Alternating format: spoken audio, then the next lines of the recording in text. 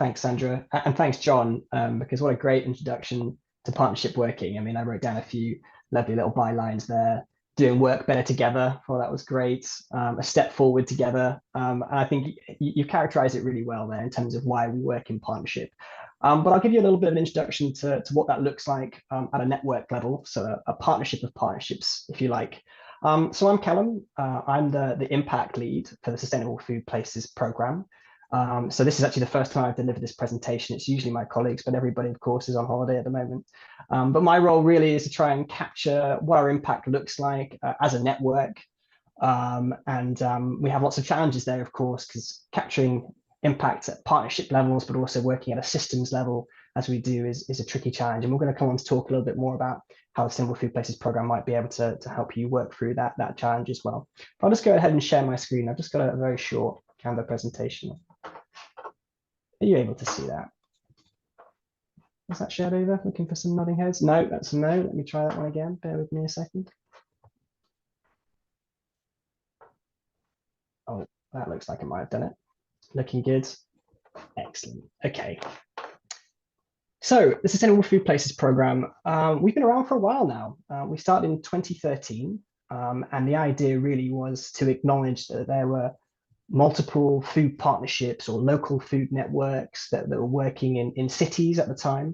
And we wanted to connect them together, do some of that partnership working that they were already demonstrating at a local level and help that at a wider level, at a national level, to be able to facilitate those bridges, as John talked about, in terms of being able to coordinate action and to share learning across a broader network. And that's what we still do. Just the agenda and what we're going to talk about today, a little bit of an introduction on Sustainable Food Places, and then a little bit of a spiel of why we think it might be valuable for you to join, and then a little bit of an intro to how you can go about that joining process. So yeah, that's what we continue to do. We now have 91 food partnerships that are a part of the Sustainable Food Places network, so since 2013, and it's growing very quickly. It's growing all the time. Both I think in terms of people acknowledging the importance of that partnership working, but also, of course, these growing pressures that we know in the food system. And this map has changed a lot over that time. We now work across 4 nations, so our partnerships are based in England, Northern Ireland, Wales, and in Scotland. And the other big change, which I think is particularly relevant to you in Dorset, is the sort of geographies that we now work at. So our partnerships used to be based in cities. We used to be called the Sustainable Food Cities program. And then in the start of this phase, which started in 2019, we've gone through this process of adapting and extending, of realizing that partnership working isn't just valuable in cities, but it's valuable on different levels. So whether that's in boroughs or in districts or in counties, and looking at how partnerships can help facilitate those bridges, those linkages between urban centres and rural hinterland, and the importance of those interactions. So right now we have this network of 91 pioneering food partnerships that cover these towns, cities, boroughs, districts, and counties across the UK, and all ultimately seeking to drive change in their local food system. The program itself, we're a partnership organisation of Food Matters, the organisation I work for alongside the Soil Association and Sustain. And our role in the network is to help establish those cross-sector partnerships, so involving local authority, public sector bodies, as well as third sector organisations, businesses and academic organisations, and to support them in that development process. So to develop a vision and a strategy, an action plan to making that happen. And then we support partnerships along that journey of delivering that action plan and continuing on their progression towards becoming a sustainable food city. I won't go too much into this in terms of why a food partnership, because I think John did a much better job of capturing that than I would. But we start from a place of acknowledging the sort of the disparate landscape of local food systems, of so many actors doing so many different things, whether it's food banks working around providing emergency food aid, whether it's public health looking at nutrition, or whether it's people working in climate networks working on climate change. And acknowledging that lots of those actors, lots of those people often have similar ambitions, or ultimately all trying to head towards a similar direction of bringing about more sustainable, more fair food. But also acknowledgement that they tend to be doing it in slightly different ways, in disjointed and disconnected ways. And at its foundation, the rationale, if you like, for food partnership is about bringing people together to create that shared vision so that everybody is sort of walking towards the same direction. And an emphasis there on doesn't necessarily mean everybody's walking in the same way towards that direction. And this will come up a few times in the presentation, emphasizing that our approach is not meant to be a model of how you should go about doing this, and a real emphasis that however you form a partnership or a network or whatever works in your context is about that context and is about the place in which you work in and what makes sense for you. So we don't approach this with any kind of territorial perspective around feeling like you should necessarily join the Sustainable Food Places Network. This is just one approach, and this is, and I'll walk you through how we approach it at least. So we start from that position of understanding that we need to join up this disconnected food system, and to do that we need to coordinate action and change, and we do that by developing a vision for the city and a strategy for the city, which has buy-in from those diverse, disparate stakeholders. But more than that, it's also a place to help to represent those places in which you work. So food partnerships, as much as they are about high-level strategy and action planning, they're also about representation, and they're also about the people that live in the places that you live in your context, and ensuring that those people, those communities, are represented in those strategies and those action plans. So the Sustainable Food Places approach is a way of taking people through a development process, which helps to ensure that community engagement is embedded into that process and ensure that community voices are heard within that space. And that they are involved in a co-development of solutions to complex local problems. So then rather than coming with a model suggesting this is a food partnership, what we do is provide resources on process. So how you can think about your partnership development, to think about how you can do those things, how you can bring diverse stakeholders, how you can coordinate action, how you can create a shared vision and action plan, and how you can build those spaces for community engagement and community representation. Broader question of then, well, okay, so if that's what food partnerships are supposed to do, well, how do they do it? And there really is no one answer to that. In fact, each one of our 91 food partnerships do it in a very different way. There is no one approach to being a food partnership. Some don't even call themselves partnership. It could be a network, or it can be much more informal than that in terms of a group of actors just getting together to share knowledge. But there are a few key things that kind of unite a food partnership. Some of them we've talked about already, so lots direct strategy and action planning. Many deliver projects and services. So that could be, for example, supporting the running of a food bank or a food pantry, but it could also be running a climate action project locally. There's always this focus on transformation, a word so easily thrown around these days, but the way that we use that is by rooting the change that we're looking for in social and environmental justice, ensuring that, again, the communities are represented in that space, and that structural changes are taking place in terms of who's involved in decision-making processes in the governance of the food system. All our food partnerships facilitate learning in one way or another. We can think about that as an education role, but also as a knowledge sharing role. And all of our partnerships have a role in influencing and amplifying local work. So whether that be influencing local policy, or that might be amplifying the work of a partner organization. And increasingly, we find our partnerships all involved in some kind of coordination of response. Some wish to be less so, but food partnerships have been very much brought into sort of resilience building, if you like, or certainly responding to emergencies. Some independent research by UWE recently, I can share that in the chat later, has looked into the role of food partnerships in providing that emergency response, and has found how they can amplify that resilience building by creating that response being more connected, by being more equitable, and driving change in ways that match the needs of local people. So we don't have a model for a food partnerships or an approach, but we do have a set of a framework that we encourage partnerships to explore their work through. And this we call our 6 themes, and they attempt to capture sort of the complexity of a food system, if you like, and give you a framework for thinking about how you can work across different aspects of a food system. And one of the things that we look for in a partnership who wishes to join the network is some kind of work around each of these 6 issues. because we believe that systems change is needed, and siloed work won't deliver that. So we want to see partnerships working to some degree across these different 6 themes. The 6 themes are food governance and strategy, so taking a strategic and collaborative approach to food governance, building a good food movement, so we're talking about building public awareness and active food citizenship, healthy food for all, so tackling food poverty and diet-related illness, creating access to affordable, healthy food, but also building a sustainable food economy, so ensuring that there is a local, bustling food economy that might feed into catering and procurement and local food supply chains, and ultimately that produces food and transports food and disposes of waste food in ways that are good for the planet and that help tackle climate change and address the nature emergency that we face.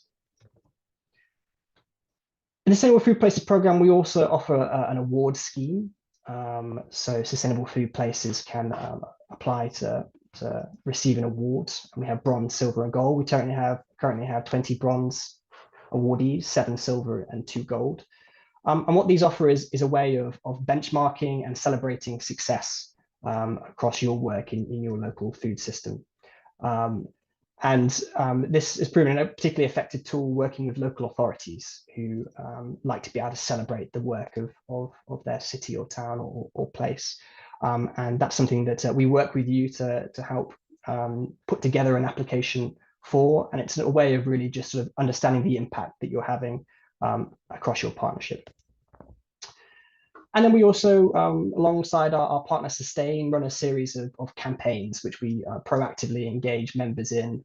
For example, a few here: Veg Cities, Sugar Smart, Food Power, Sustainable Food Cities, Fish Cities, apologies. And there's also Food for the Planet, a recent addition to that, and Bridging the Gap, another, which is looking at how do you ensure that everybody can have access to good, sustainable food. So involvement in the program allows you to have access to those campaigns and to be able to be proactively supported with resources in that. Just realized that there are 2 typos in there: sustainable rather than sustainable. Apologies. So why join the network then? What is the benefit for you? What's the benefit for Dorset? And interestingly, this now touches on the work that I'm involved in most in terms of the impact of the network. And it was kind of fun just to think this through. To what's the sell, if you like, for joining SFP. SFP, Sustainable Food Places, for me at its best is a network for shared learning and innovation. It's this bustling network of exploration, of innovation, of experimentation, of different ways in which you can approach addressing these very complex, localized challenges that we face. So SFP offers a way of being able to learn from others, to be able to share experience, to be able to have access to peer-to-peer learning. And that's some of the sort of the key services that we offer as a program, is convening those spaces for that peer-to-peer learning to happen. So that can happen through holding events and webinars. We hold many number of webinars throughout the year that cover all sorts of topics, usually decided by the network. So the network will say, oh, we want to know more about local procurement, for example. So then we'd organize a webinar, bring people on. We also had our annual conferences to be able to bring that network together, a sort of celebratory event of feeling like part of a movement. And that's another kind of key aspect of being a part of the Sustainable Food Places program, is being able to work locally, but feel like you're a part of this more national movement. We talked about having access to an awards program that helps benchmark and celebrate success. Another aspect of work that we're progressing as well, part of my work, is about supporting you as a partnership to develop tools to track and understand your impact as a partnership. Sometimes it's very difficult when you're talking about sort of cause and effect in a partnership, because you're not able to talk about a specific organization leading to one specific outcome. So we're developing tools to think about how partnership impact can be captured. I'm thinking about those coordinating, convening aspects and being able to emphasize how important they are for driving change. So we're currently working with partnerships to sort of get through that very difficult thing of demonstrating impact at a partnership level. We provide a framework for driving systems level change that I've introduced you there in terms of the 6 themes. Each of those 6 themes has resources and toolkits to support you thinking how you might approach that in your place. We support you in building meaningful community engagement, and that's some of the work that we do at Food Matters is providing tools, resources, and training to do meaningful community engagement, deliberative and participatory community engagement, and ensuring that's embedded in the way that you approach your strategy and your action planning. And we support you in the development of that strategy development and action planning by holding events, food summits, different ways of bringing in stakeholders into that space and providing frameworks for thinking through that action planning process. And we provide some funding for peer-to-peer learning and support opportunities. So as a member, you'd have access to our peer link software, which allows you to approach other partnerships across the network with sort of bespoke support requests around something that you've seen that they do and you'd like to learn how they do that. So we provide small pots of money for people to be able to go to other partnerships, for example, to learn and to share knowledge and to come back and implement that in your partnership. How to join? Well, as I've tried to emphasize, it's being an SFP member isn't about looking in one particular way, but it is about going about it in a process that builds that cross-sector representation. So some of those terms of reference that we expect all network members to have is ensuring that there is wide stakeholder representation on that partnership. So we don't like to see it too narrowly defined, say within public health, but to have representation, as you do in this room right now, from a wide set of organizations who are working in the food system. We like to see that you've met regularly for at least 6 months. We have some flexibility on all of these, but this is really just to sort of understand that there's a partnership formed and it's been around long enough to feel like it's together and it's moving forward together. I'd like to see a named lead person. And this is about then how the organization or the partnership is hosted, and is there somebody who's being able to take some responsibility forward? That could, for example, be a chair of a steering group, or it could be a funded partnership coordinator. Then we like to see a food systems overview. And this can be at this stage really quite rough and ready, but it's for us is looking to see that you as a partnership have really tried to grapple with the complexity of the place that you're working in. So really trying to see that you have an understanding of some of the key players, those key stakeholders, as well as the key communities involved and the different challenges that they may be facing. This can often be a desk-based review at this point. Later on in the partnership development process, we like to see more on community-embedded participatory approaches, but just an opportunity to see that you've really trying to grasp with some of that local complexity and you have an understanding of that food system. And then we like to see a work plan covering the next 6 months. And this can be very much, for example, partnership focused at this point of the partnership development process. It could be looking at the next stage of how you start to deliver your strategy or moving forward from there. And that's it, really. And the approach is designed to be flexible. And we try our very best not to be prescriptive in almost any way other than that emphasis on cross-sector working and community representation in that partnership development. The next membership round is Thursday, the 23rd of May. So it's a while off now. So you certainly have the 6-month period to meet regularly and to put an application together. And that will be the last round of this current phase. We are our third phase of the program, running to the end of next year before we start our next phase. So this will be the last membership round of this current phase of the SFP program. Great, thanks. I hope that gave you a little bit of an overview of SFP, Sustainable Food Places, and an idea of the approach to joining us if that's something that you feel is right for your partnership. Helen, thanks very much. That's a wonderful introduction. Oh, here we all are again. Yeah, thank you so much. That was very, very clear and really appreciated. Could I just ask you a quick question? Could I jump in just before opening the floor? Could you just say, I didn't quite catch what you meant about the phases. So the May date is the final date that we would be able to apply, or is there another phase where there'd be applications available later on? I just wanted to get that clear before I open the floor. Yes, unfortunately not able to give you too much clarity on that, other than that our funding runs until next year. So that will be the end of our phase. We have every expectation for a phase 4. And there will be other membership rounds, regardless of whether the program has a phase 4 or not. And it's quite a good distinction to make, I guess, just between what is the program, so the administrative side, our side, if you like, and the network itself, which has very much its own momentum and its own movement behind it.